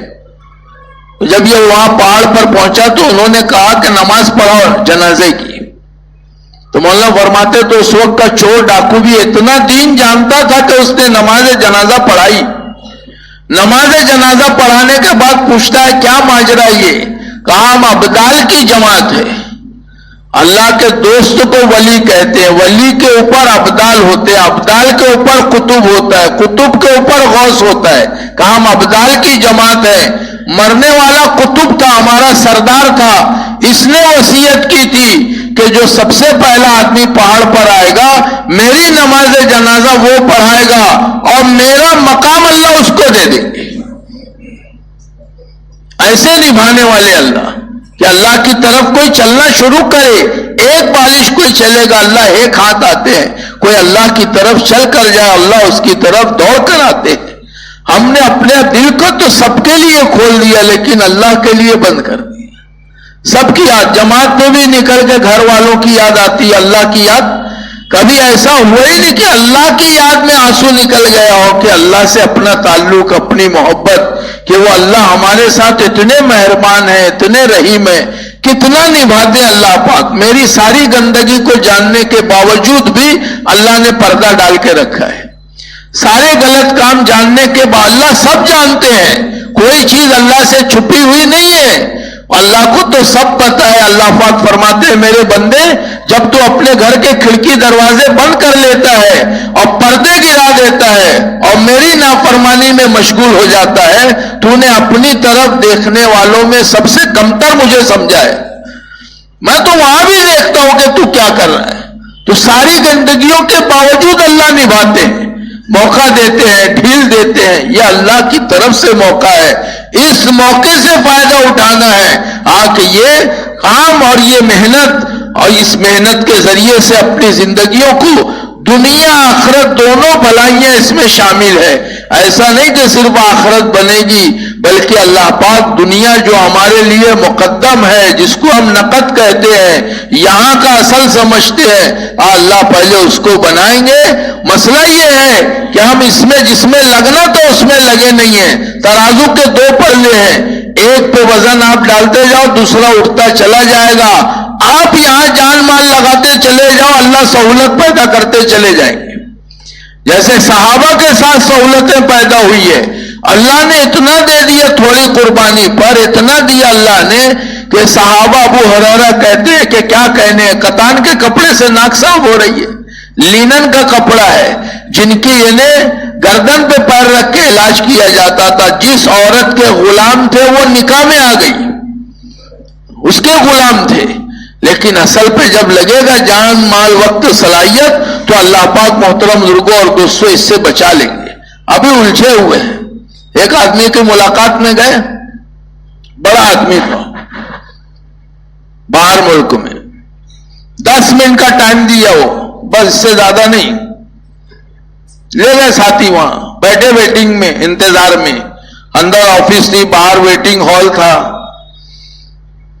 میٹنگ چل رہی تھی. جب ٹائم ہوا تو آیا, وہ اندر بلانے کے بجائے خود ہی باہر آ گیا. بات چیت شروع کی اس سے, تو اس کے چہرے کا کوئی تاثر ایسا لگ رہا تھا کہ بس وہ گھڑی دیکھ رہا ہے کہ 10 منٹ پورا اور میری جان چھوٹے. کیونکہ بعض مرتبہ یہ حلیہ دیکھ کے ہی چہرہ بگڑ جاتا ہے بعض لوگوں کا, اس لیے تھوڑا سا پہلے مانوس کرنے کی بات ہونا چاہیے. اور بلکہ ابھی تو حضرت کا بیان ہے کہ خصوصی ملاقات میں جاؤ نا تو ان کی دنیا کی برائی مت کرو ورنہ وہ تمہارے دین کو برا بول دیں گے. اب تو مانوس کرنا پڑے گا تاکہ تھوڑا آئے موڈ صحیح ہو, اس کا بات سنیں. تو چہرے کے تاثر سے لگ رہا تھا کچھ اثر نہیں ہے, بس یہ 10 منٹ پورا ہوگا تو اللہ نے دل میں بات ڈالا کہ مولا اصل میں اپنا معاملہ ایسا ہے کہ ایک پلیٹ میں شہد ہوتی ہے, تو مکھی جب تک کنارے بیٹھ کے چوستے رہتی ہے تو آزاد بھی رہتی ہے, مزہ بھی لیتے رہتی ہے, اور جب لالچ میں بیچ میں چلی جاتی ہے تو مزہ ختم ہو جاتا ہے اور پھنس جاتی ہے, جان بچانے کی فکر کرتی ہے. تو کھڑا ہو گیا, کہا کہ میرے ساتھ تو ایسی میں پھنس گیا ہوں. طالب علم میں کبھی 10 دن اس کا عشرہ لگا تھا, کہا کہ میں پھنس گیا ہوں, میرا حال یہی ہے. کہا کہ میرا ایک دوست اسی مارکیٹ میں ہے, چل کے اس کو بھی یہی بات سمجھاؤ. بولے لے کے گیا, 10 منٹ دیا تھا, رہبری کر کے لے گیا. اب رہبری کر کے گئے تو اپنے یہاں تو ایسا نہیں ہے کہ چلو اس سے بات شروع کیے تو بیچ بیچ میں بولتا ہے کہ وہ بات بولو, یہ بھی پھنسا ہے, بولے اس کو یہ بات سمجھاؤ. بولے تو جب آدمی, ہم تو دلدل میں پھنس گئے ہیں, دنیا دلدل ہے, جتنا ہاتھ پیر ماریں گے اتنا نیچے جائیں گے, جتنا ہاتھ پیر ماریں گے اتنا نیچے اترتے چلے جائیں گے. بلکہ یہ کہ نکالنا پڑے گا. یہ تشکیل والے خوشامد کرنے والے آتے نا اپنے پاس, یہ تو ہمدرد ہے, احسان ماننا چاہیے. یہ تو بوجھ بہت پڑتا ہے, اور کام کے حق ہونے کی علامت یہ ہے کہ وہ بھاری ہوتا ہے, کہ بہت بوجھ پڑتا ہے. لیکن کب تک؟ کہ اس وقت تک بوجھ لگے گا جب تک کہ تبلیغ اتر نہیں جائے گی, जिस दिन उतर जाएगी कहा कि फिर उस दिन रोकना पड़ेगा कि भैया अभी तो यहां के भी तकाजे हैं, आदमी की खुशामद करना पड़ेगी। अभी तो ऐसा है कि अभी उतरी नहीं, इसलिए निकलना बोझ रहता है। कोई को तश्कील करो आदमी। अच्छा मसला यह है कि नहीं निकलने को आदमी जुर्म समझता ही नहीं है। मसला यह है उसको जुर्म में शुमार ही नहीं किया अभी हमने। हालांकि ये 3 सहाबा गज़वत काब का जो वाकया है उसमें जब अल्लाह के नबी की खिदमत से वापस आए वो अपना उज़्र पेश करके सच बोल दिया कि मेरे पास सब था लेकिन मैं नहीं जा सका अल्लाह के रास्ते में। तो जब वापस आए अपने लोगों के पास तो लोगों ने उनसे कहा कि अरे तू आज तक कोई गुनाह नहीं किया है, अगर तू झूठ बोल के अपनी जान बचा लेता तो बच जाता। तो हम सरसरी पढ़ लेते वाकया गौर नहीं करते हैं। उनके लोगों ने कहा कि तू आज तक कोई गुनाह नहीं किया, नहीं पहला गुनाह है। तो साहबा क्या कह रहे हैं ये पहला गुनाह है। बाज मर्तबा आदमी सोचता कि यार वो तो जिहाद था, जिहाद नहीं था। हमारे यहां तरतीब तो जितनी मर्तबा अल्लाह के रास्ते में साहबा निकले हैं पहला काम दावत होता था, दूसरा काम जिजिया होता था, तीसरी बात वो होती थी कितने ऐसे सफर है, कहा तबूक खुद है कि वहां कुछ नहीं हुआ था। जिस मौके पर इताब नाजिल हुआ अल्लाह की तरफ से उस मौके पर वहां कोई मामला नहीं हुआ था। जाकर जमात वापस आ गई थी, वहां कोई बात नहीं पेश आई थी। 50 दिन का बाइकाट उस पर हुआ है। लोगों ने कहा कि कोई गुनाह नहीं किया तू आज तक, अगर झूठ बोल के उज़्र कर लेता तो बच जाता। तो कह रहे हैं कि ये गुनाह है, हम अभी इसको गुनाह में के दर्जे में लाए नहीं है। बाकी अमाल छूट जाते हैं तो गुनाह समझते हैं और दावत छूट गई तो हम मुतमईन रहते हैं।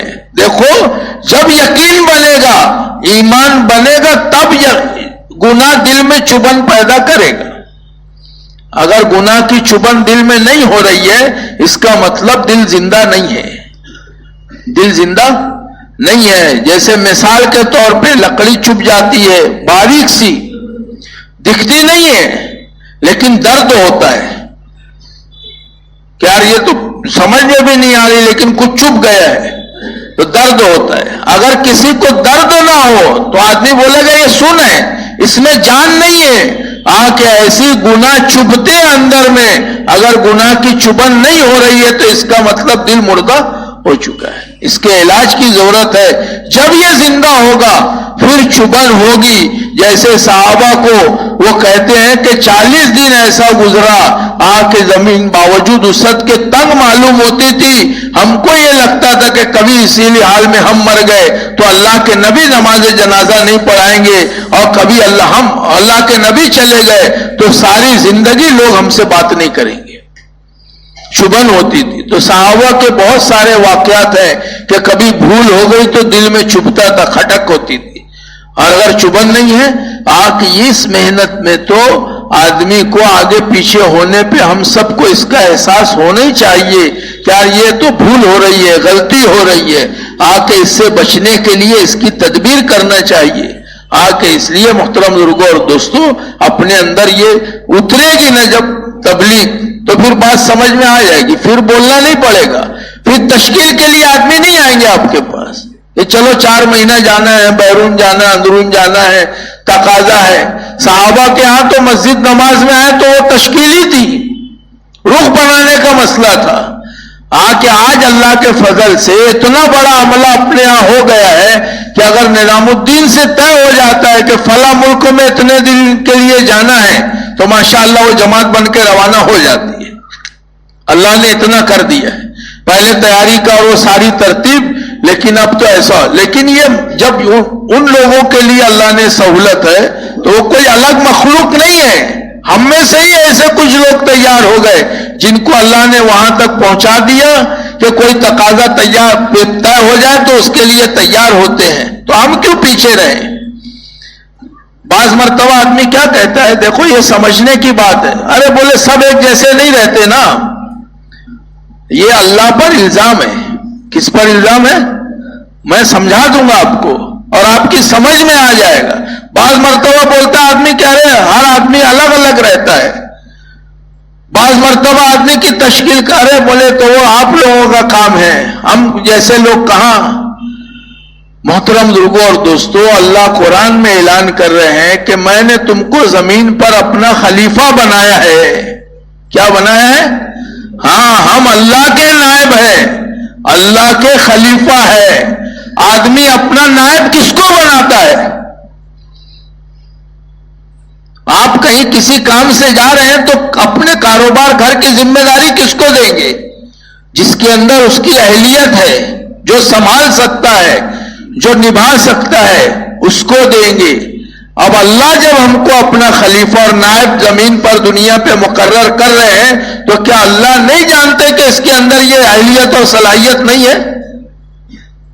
یہ ہم بچ نہیں سکتے، اپنے آپ کو جھوٹی تسلی دے کے بچا نہیں سکتے کہ یار ہم تو معذور تھے یا ہمارے نہیں تھا. کوئی آدمی ایک ایک ایمان والے کو اللہ نے اپنا نائب بنایا ہے. وہ جو صفات اللہ کی ہے وہ اس کے اندر اس کا عکس ہونا چاہیے. اس کے اندر یہ بات ہونی چاہیے کہ اللہ نے جب نائب اور خلیفہ، تو اللہ پاک تو جانتے ہیں کہ میرا ایمان والے بندے کے اندر کیا استعداد میں نے رکھی ہے. اللہ نے میں پیدا کیا ہے، اللہ خالق ہے، اللہ نے بنایا ہم کو، ذمہ داری ڈالنے والے بھی اللہ ہیں. تو اللہ تو سب جانتے ہیں. ہم یہ بول کے اپنی جان چھوڑا نہیں سکتے. ہمارا کوئی عذر اللہ کے یہاں نہیں چلے گا کہ یار ہم کو سمجھتا نہیں تھا. نہیں محترم بزرگوں اور دوستوں، مانگنا چاہیے اللہ سے کہ اللہ بات سمجھا دے، کام سمجھا دے، آج کے مقصد پہ آ جائے زندگی. ابھی تو ہم جزیات میں پھنسے، ادھر ادھر اپنے آپ کو پھنسا لیے اور آدمی سمجھتے ہیں کام ہے. مولانا سید احمد خان صاحب مکی رحمت اللہ نے لکھا ہے بادشاہ بنایا تو اللہ نے ایمان والوں کو، لیکن اپنا مقام بھول گیا. دل بھنگن پہ آ گیا. دل کس پہ آ گیا؟ بھنگن پہ. جھاڑو مارنے والے پہ دل آ گیا ہے اور یہ سمجھ رہا ہے کہ یہ میرے لائق، حالانکہ تیرے لائق نہیں ہے. تجھ کو بادشاہ بنایا، ایمان والے کو، تیرا مقام تو اونچا ہے. لیکن ہم سب یہ گندی دنیا میں اسے بھنگن پہ دل آ گیا، ایسے دکان پہ اس پہ دل آ گیا اور اسی میں مشغول ہے. آدمی سمجھتا ہے کہ میں تو اسی لیے آیا تھا. ہم اس کے لیے تو آئے ہی نہیں تھے. اللہ پاک نے یہ مقام ہمارا رکھا ہی نہیں ہے. آکے اس لیے محترم بزرگوں اور دوستوں، اللہ کرے کہ یہ اندر اتر جائے، تبلیغ اتر جائے. اللہ کرے. لوگوں نے نام رکھ دیا دعوت، تبلیغ، جماعت، ورنہ یہ تو ہر ایمان والے کا کام ہے، ہر ایمان والے کی ذمہ داری، ہر ایمان والے کی ڈیوٹی ہے. آکے اس لیے محترم بزرگوں اور دوستوں یہ کوشش کرنی چاہیے. دیکھو اللہ پاک نے پہلی تشکیل حاجی عبدالوہاب کی، پہلی تشکیل خود سنا رہے تھے 2 مہینے میں ہم تھے. میری تشکیل ہوئی تو میں ریلوے اسٹیشن پہنچا، جیب میں 1 روپیہ نہیں تھا، ٹکٹ کی لائن میں کھڑا ہو گیا، ونڈو تک گیا، کھڑکی تک، تو جیب میں پیسہ تو تھا ہی نہیں، لیکن اتنا تھا کہ کرنے والی ذات اللہ کی ہے. سبب میں نے اختیار کر لیا، نمبر آیا تو نکل کے باہر آ گیا، دوبارہ لائن میں کھڑا ہوا، دوبارہ ونڈو تک گیا، کھڑکی تک گیا جہاں ٹکٹ دیتے ہیں، پھر پیسہ تھا نہیں، پھر نکل گیا. تیسری مرتبہ لائن میں لگا تو ایک آدمی آیا کہ بابو عبدالوہاب کس کا نام ہے تم میں؟ کہا میرا نام ہے. کہا کب سے تمہارا ٹکٹ لے کے ڈھونڈ رہا ہوں میں. پہلی تشکیل دی. اور پھر اللہ نے کہا کہ دیوانگی. اب تو ایسا ہے محترم بزرگوں اور دوستوں، حضرت کو دیکھنے کے بعد ابھی مفتی الیاس کے بارے میں مولانا محمود صاحب فرمانے لگے کہ مجھ کو ایسا لگتا ہے کہ مولانا الیاس کی روح مفتی الیاس میں آ گئی ہے. کہ جس کے اوپر ہاتھ رکھے وہ تیار ہے. اور واقعی یعنی وہ تو اللہ کا فضل ہے کہ وہ صدیقی خاندان کی روح دکھتی ہے، نسبت کا اثر دکھتا ہے. اللہ پاک نے یعنی اللہ کا شکر ادا کرنا چاہیے کہ اللہ پاک نے ایسی محنت سے جوڑا ہے جن کے یعنی بنیاد رشتے کی، اس خاندان کے رشتے کی بنیاد اسی پر ہے کہ دین دنیا میں زندہ ہو جائے. علماء پیدا ہونا بند ہو گئے، یہ بنیاد تھی اس رشتے کی. تو مولانا الیاس صاحب رحمۃ اللہ علیہ کی نانی نے اپنی لڑکی کا نکاح مولانا اسماعیل صاحب سے کروایا تھا. اس بنیاد پر ہمارے یہاں خوبصورتی، پیسہ، تعلیم یہ سب دیکھ کے رشتہ ہوتا ہے. اس رشتے کی یہ بنیاد نہیں تھی، یہ بنیاد تھی کہ دین دنیا میں زندہ ہو جائے. تو اس سے مولانا الیاس صاحب 3 اولادیں ہوئی مولانا اسماعیل صاحب سے. اور مولانا اسماعیل صاحب کا بھی مقام یہ تھا، ایک مرتبہ نظام الدین میں بنگلے والی مسجد کی تاریخ بتائے، کسی موقع سے بتائیں گے انشاءاللہ. وہ بھی عجیب ہے. یعنی ایک مرزا صاحب جب بہت پریشان تھے تو تھک گئے. وہ کیس کہاں ہوا تھا؟ انگلینڈ میں. موت کی سزا، پوری جائیداد ضبط، یہ سزا وہاں پہ. مالدار آدمی تھا، وہاں لگا یہاں لگا، سب کرنے کرانے کے بعد تھک گیا. جامع مسجد کی سیڑھیوں سے جا رہے تھے تو ایک فقیر کا آدمی بیٹھا تھا. وہ کہنے لگا تو ادھر ادھر پریشان مت ہو. بولے وہ مولوی اسماعیل کو بول، تیرا مسئلہ حل ہو جائے گا. مولانا الیاس صاحب کے والد کو، خیر لمبا واقعہ ہو. تو مولانا اسماعیل صاحب جو مولانا الیاس کے والد تھے، 3 اولادیں ہوئی ہیں. ایک مولانا الیاس صاحب جن سے یہ سلسلہ حضرت جی تک آیا ہے. دوسرے مولانا یحییٰ صاحب جن کے لڑکے مولانا زکریا اور پیر طلحہ صاحب کا سلسلہ ہے. اور تیسری ایک لڑکی تھی حمیرہ جن کے پوتے مولانا انعام الحسن صاحب تھے. یہ تو ددیال ہے. اور ننیال مولانا اظہار الحسن صاحب. یعنی مرکز پہ 9 ذمہ داریاں تھیں ان کے اوپر مرکز پہ نظام الدین میں. اور دنیا سے گئے تو کیسے گئے؟ انتقال کے وقت میں کہا مشورے کے لیے بیٹھے ہیں. لوگ جمع ہو رہے تھے روزانہ صبح 9:30 بجے مشورہ ہوتا ہے تو بیٹھے تھے وہاں پر. آ رہے تھے لوگ. مولانا اظہار صاحب بیٹھے تھے. اچانک دروازے کی طرف دیکھا اور کہا کہ آئیے. سلام کیا یا جواب دیا اور گرے اور انتقال ہو گیا. ایسے تو اللہ نے نسبت دی ایسی. اللہ کا شکر ہے. کہ اس لیے کام تو دیوانگی کی حد تک کرنے کا ہے. لوگ بولتے ہیں نا ذرا عقل سے، ہوش سے. ہوش سے نہیں بلکہ جوش بھی ضروری ہے. صحابہ کے اندر جیسے جوش ہوتا تھا، ابو ذر غفاری کو منع کیا یہ اسلام ظاہر مت کرنا ابھی، تو مسجد میں جا کے زور سے چلا رہے اور مار کھایا اس پر بھی. دوسرے دن پھر کلمہ پڑا مسجد میں جا کے. اس لیے اپنے اندر میں یہ بات پیدا ہو جائے کہ ہم تو جہاں پھنسے ہیں اس کے لیے نہیں تھے، ہم تو اس کے لیے اللہ نے بھیجا تھا. ہم مقصد پر آ جاتے. جس دن یہ بات سمجھ میں آ جائے گی اور کام سمجھ میں آ جائے گا، پھر مشورے سے گھر بھیجنا پڑے گا. کیسے گھر بھیجنا پڑے گا؟ حاجی عبدالوہاب صاحب کے بارے میں طے کر دیا کہ ان کو گھر بھیج دو. مشورے والوں نے طے کیا کہ گھر بھیجو، ان کو بہت دن سے گئے نہیں ہیں. مشورے سے طے ہو گیا تو چلے گئے اپنے گاؤں. وہاں پہنچے تو ظہر کی نماز کا وقت ہو گیا. تو سوچے اب ظہر پڑھ کے چلا جاؤں گا. ظہر پڑھنے گئے تو وہاں ایک جماعت تھی، اس نے اعلان کیا کہ تشریف رکھ کے دین کی بات ہوگی. تو بیٹھ گئے، یار بات سن کے چلا جاؤں گا گھر. جماعت نے تشکیل کی کل صبح تک ہمارے ساتھ کون کون رہے گا، تو یہ تیار ہو گئے. یہ جانتے نہیں تھے جماعت کے کس کی تشکیل ہم کر رہے ہیں. صبح تک جماعت کے ساتھ رہے، ابھی گھر نہیں پہنچے. صبح جماعت تشکیل کی کہ ہم راوین مرکز جا رہے ہیں، ہمارے ساتھ نقد کون چلے گا. تو یہ تیار تھے. یہ جماعت خوشی خوشی ان کو مرکز لے کے آئی.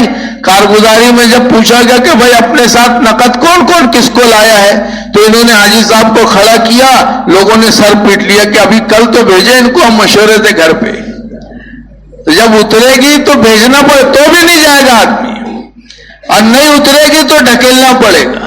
ابھی اپنی سب کی گاڑی دھکا مار ہے. کیسی ہے؟ دھکا مار ہے. خود بھی دھکا مار کے چلتی ہے، اچھا دوسروں کو بھی نہیں چلا پاتے. پھر انفرادی دعوت کا معاملہ تو اتنا کمزور ہے کہ ہم ملتے جلتے ہیں لیکن کبھی تذکرہ ہی نہیں ہوتا ہے. کیا چلو دعوت کی بات ہو جائے اس سے. دھندا تو اپنا ایسا ہے، ہول سیل دھندا دیا ہے. آپ جہاں پہ بیٹھو وہاں دکان لگ جائے گی. اس کو بھانڈول کی ضرورت نہیں ہے. بھانڈول پہلے سے دیا اللہ نے. دھندا اتنا زبردست دیا ہے کہ آپ جہاں چاہو وہاں شروع ہو جاؤ. کوئی، اور ہمارے شہر میں تو اللہ کا فضل ہے، کوئی آدمی ایسا نہیں ملے گا جو بات نہیں سنتا ہو اپنے پاس. تو اور ابھی ہم تھے تو ایک ذرا سا ایسے مزاج کے آدمی ملے تو وہ بولنے لگے، بولے یار ادھر ادھر کی بات مت نہ کرے جماتے تو اچھا ہے. تو میں نے ان سے کہا کہ ارے ہماری دکان کا مال بکتا نہیں, بازو والے کا کیوں بیچیں گے ہم؟ تو ایسے دیکھ رہے تھے. مطلب صحیح ہے, ہمارے پاس اتنا مال پڑا ہے وہی نہیں بکا ہے تو اس کا مال بیچنے کا مسئلہ ہی نہیں ہمارے یہاں. تو وہ اتنا متاثر ہوا, جوڑ میں آیا. پھر 3 دن ہمارے ساتھ لگایا بھی وہ, اور کہا کہ اگلے مہینے مستورات میں بھی لگاؤں گا. کام تو ایسا ہے, اس میں کشش ہے, ہم صحیح طور سے پیش کریں. کیسے پیش کریں گے؟ کے اس کے اسباب اور اوزار اپنے پاس ہونا چاہیے. جب تک امت کی ہمدردی اور غم نہیں ہوگا آدمی دعوت کے لیے پھرے گا نہیں بغیر دھکے کے.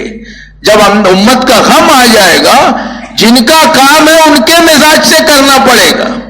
کام ہے معلوم ہے امام الانبیاء کا ہے, مزاج میرا ہے, بات جمے گی نہیں.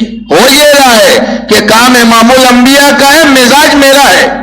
تو میرے مزاج سے دعوت کا کام نہیں چلے گا, جن کا کام ہے ان کے والے مزاج سے چلے گا.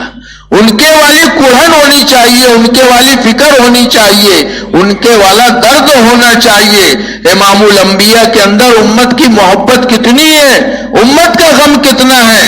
آپ کے اندر فکر اور غم ایسی تھی محترم بزرگوں اور دوستوں کہ اللہ کے نبی تو ہجرت کر کے آ گئے مکہ سے مدینہ, لیکن حضرت زینب رہ گئی وہاں پہ مکہ میں. اور حضرت زینب رضی اللہ عنہ آپ کی بیٹی ہے, کمزور ہے, دبلی پتلی سی بیٹی ہے. اللہ کے نبی کا دل لگا تھا کہ بیٹی بھی آ جائے. کچھ معاہدہ ہو کے طے ہو گیا کہ ٹھیک ہے زینب کو لے آئے. بات طے ہو گئی ہے. مدینے سے صحابی لانے کے لیے گئے, اور جب لے کے نکلے وہاں سے مدینہ منورہ سے, تو مشرکین نے روک لیا کہ دن میں نہیں جا سکتے, ایسے دن میں کھلے عام محمد کی بیٹی چلی جائے صلی اللہ علیہ وسلم. کہا یہ نہیں ہو سکتا, رات میں جانا. رات میں لے کے نکلے ہیں. تو جب لے کے نکلے تو حضرت زینب رضی اللہ عنہ حمل سے تھی, کمزور پہلی تھی. حمل کے زمانے میں عورت تو اور کمزور ہو جاتی ہے, آگ پہلی کمزور پھر حمل کا زمانہ. رات میں نکلے تو حبار ابن اسود یہ گھات لگا کے بیٹھا تھا. جب اس کے نشانے پہ آئی تو اس نے برچھا مارا, جو برچھا حضرت زینب کو لگا, اونٹ سے گری, حمل ضائع ہو گیا گرنے کی وجہ سے. برچھا لگنے کا خون الگ, حمل کا خون الگ ہے. کچھ تیمارداری ہوئی یا نہیں ہوئی, اسی حال میں مدینہ صحابی لے کے گئے ہیں. ہم اندازہ لگائیں 30-35 دن 40 دن بعد حاجی حج کر کے آتا ہے, پورے خاندان کی خوشی کا کیا حال ہوتا ہے. اللہ کے نبی امام الانبیاء کی بیٹی آ رہی ہے مکہ سے, اللہ کے نبی اپنی بیٹی کے استقبال میں مدینہ کے باہر, اور انتظار میں کیا حضرت زینب بیٹی آئے گی اس کا استقبال کریں گے. جب حضرت زینب کو لے کر آئے اور اللہ کے نبی نے دیکھا کہ بیٹی کا یہ حال ہے, تو اللہ کے نبی کی آنکھ میں آنسو آ گئے. بیٹی کو لے گئے اپنے گھر میں رکھا. 6 سال حضرت زینب اسی زخم میں رہی اور اسی میں شہید ہو گئی. اس باپ کے کیا جذبات ہوں گے جس کی بیٹی کے ساتھ یہ معاملہ ہوا ہے, جس نے کیا اس کے بارے میں کیا جذبہ ہوگا. لیکن محترم بزرگوں اور دوستوں, اللہ نے رحمت للعالمین بنا کر بھیجا ہے. ایک جب عرفات کے میدان میں اللہ کے نبی حج کے موقع پر گئے, اور وہ عرفات کا میدان صرف دعا کی قبولیت کا موقع ہے, وہاں دعا ہی مانگی جاتی ہے. غروب سے پہلے جبرائیل علیہ السلام آئے کہ اللہ کے نبی آپ اپنے گھر کے لیے اپنے لیے کچھ اللہ سے مانگ لیں. اللہ کے نبی نے فرمایا کہ جبرائیل اگر اللہ مجھے اور مہلت دے دے تو میں اپنی امت کے ظالموں کی مغفرت کی دعا اللہ سے کروں گا. اس میں حبار ابن اسود بھی ہے. وہ نبی کا غم اپنے اندر جب تک نہیں آئے گا, آگ کے دشمن کے ساتھ ہمدردی کا جذبہ, اس غم کے ساتھ آدمی چلے گا. اس کے بغیر آدمی نہیں چل سکتا. آگے اپنے گھر والوں کا غم, محلے کا غم. وانذر عشیرتک الاقربین کے خاندان کو جوڑو کبھی اس نسبت پر اللہ کے نبی جیسے جمع کرتے تھے. ومن حولہا اپنے ماحول میں محنت کرو. کہا کہ یہ تو قرآن ہے. اسی پر مفتی زین العابدین صاحب رحمۃ اللہ علیہ فرمایا کرتے تھے, حافظ قرآن کو, اس حافظ قرآن کو جو عامل ہے, اللہ پاک آخرت میں جو انعام دیں گے وہ انعام اللہ پاک اس کام کے کرنے والے کو دیں گے, کیونکہ یہ قرآن پر عمل ہے. آ کہ یہ کام ایسا ہے کہ اس جذبے کے ساتھ آدمی اس محنت میں چلے گا. ہم تو تھوڑے سے میں گھبرا جاتے. مال اپنا، یہ کام دعوت کا اور یہ محنت یہ اخلاق سے چلے گی. ہماری ذرا سی گڑبڑ ہوتی ہے، لوگ کام سے بدزن ہو جاتے ہیں. کہا کہ نہیں، اپنا معاملہ ایسا ہونا چاہیے ہم کام کے ذریعے سے اس امت کو ہمدرد بن کر، خیرخواہ بن کر لوگوں کو جوڑے متوجہ کریں کہ امت کے اندر خیرخواہی اور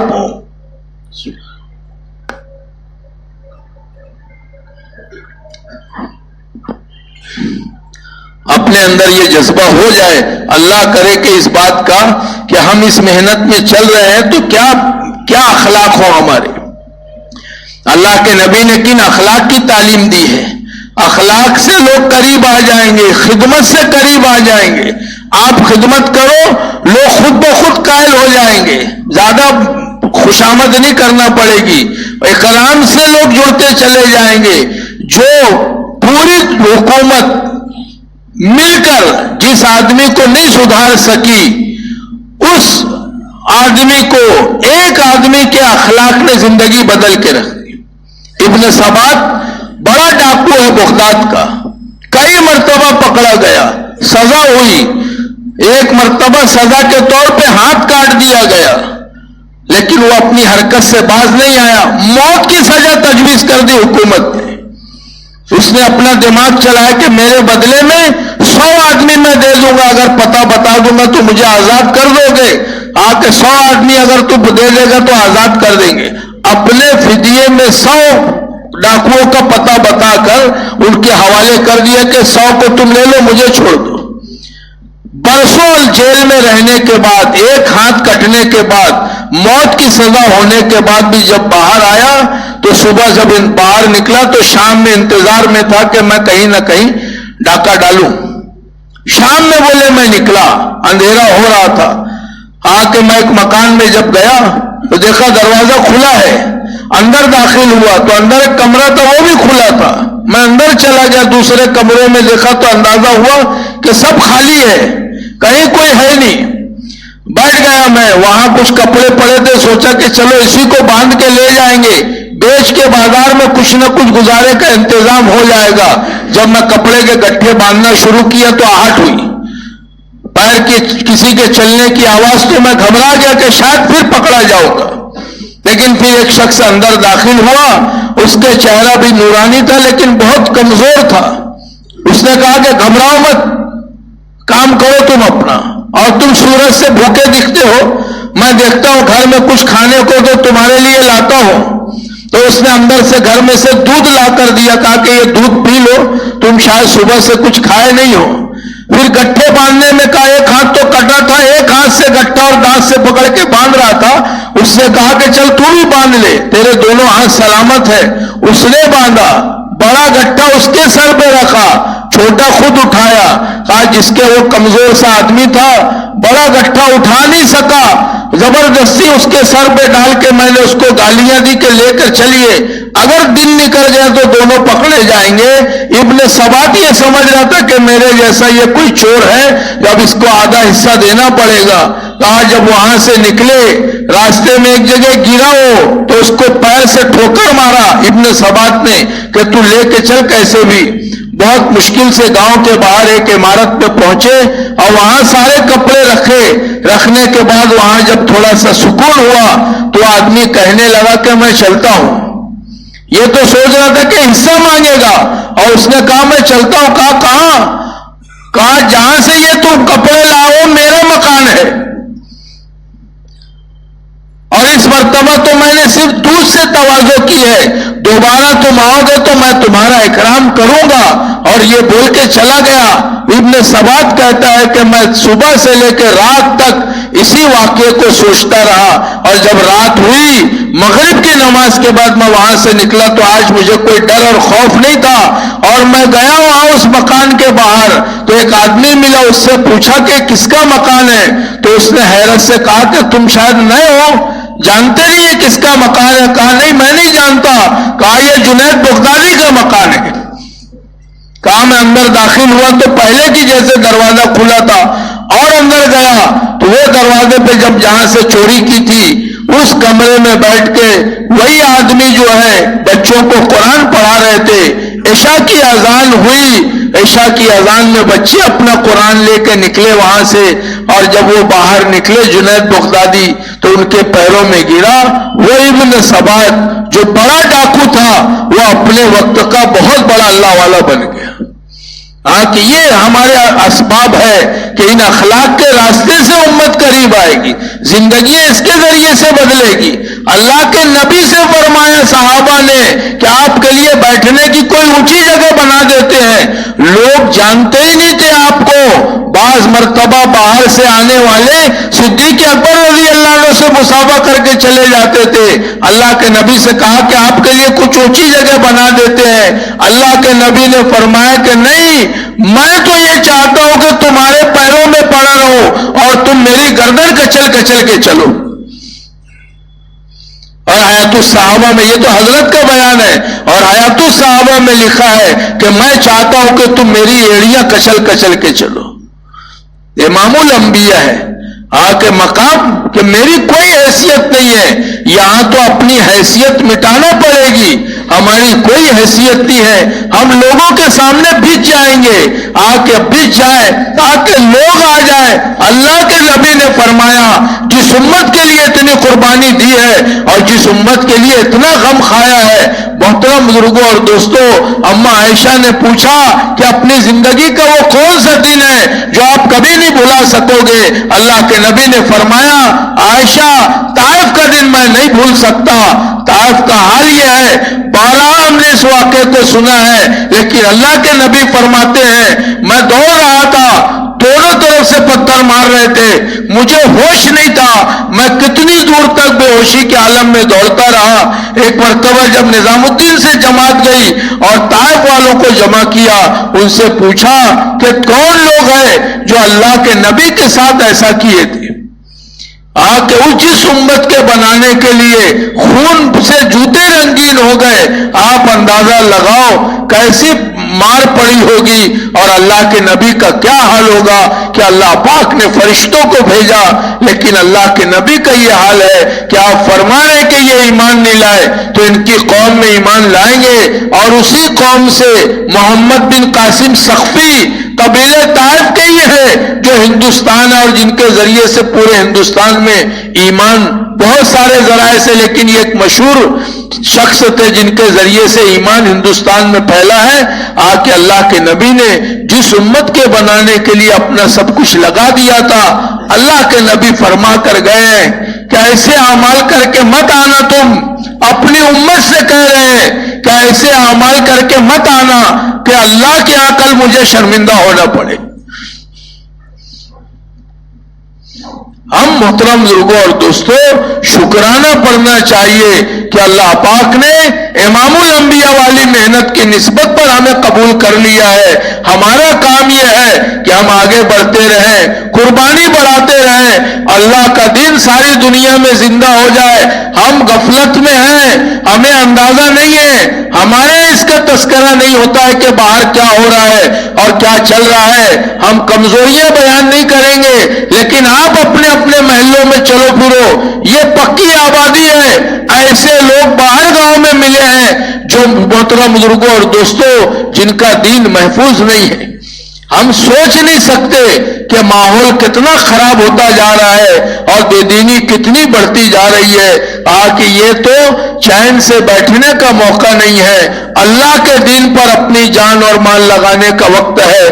کہ ہم تو اپنی قربانی بڑھا دیں، کام تو اللہ لینے والے ہیں، اور جب قبولیت آ جائے گی تو ہمارے پیچھے اسباب، کاروبار، گھر، سب نظام اللہ چلائیں گے جیسے صحابہ کا چلاتے تھے۔ صحابہ کے واقعات ہم بیان کرتے ہیں کہ ان کے ساتھ اللہ کی ایسی مدد رہی، 1% پر صحابہ کے ساتھ اللہ کی یہ مدد تھی، ہمارے ساتھ 10% کا وعدہ ہے، ہم قدم اٹھائیں، اللہ 10% مدد کرنے کو تیار ہے۔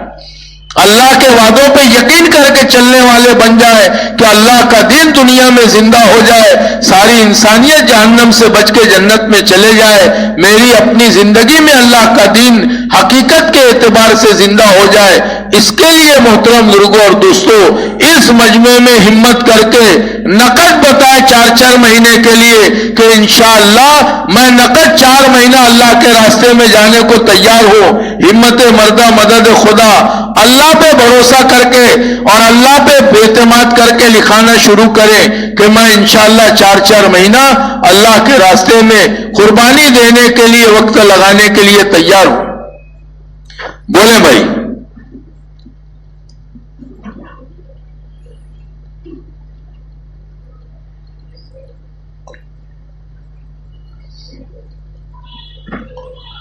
ماشاءاللہ. کیا نام؟ حبیب بھائی کلون سے. ماشاءاللہ. نقد 4 مہینہ. اور بولو نقد بتائیں بھائی، نقد بتائیں. یہ جو نام لکھنے والے ہیں وہی جا رہے ہیں، باقی لوگ تو ماشاءاللہ بیٹھے. اللہ پاک آپ کے بیٹھنے کو بے انتہا قبول فرمائے. تھوڑی دیر بیٹھیں گے انشاءاللہ آپ کے بیٹھنے کی برکت سے لوگ نام لکھائیں گے. بولتے رہے بھائی. 4 مہینہ نقد، چلہ نقد، نقد بولے. قربانی نقد وجود میں آنا چاہیے. ترتیب بنا کر، بلکہ نقد کے انشاءاللہ ہم تیار ہیں. اللہ کی جو نقد چلے گا وہ نقد اللہ کی مدد دیکھے گا. نقد نہیں بھائی، ابھی نقد کی تشکیل ہے، ابھی ادھار نہیں ہے. اللہ پاک قبول فرمائے، لیکن بعد میں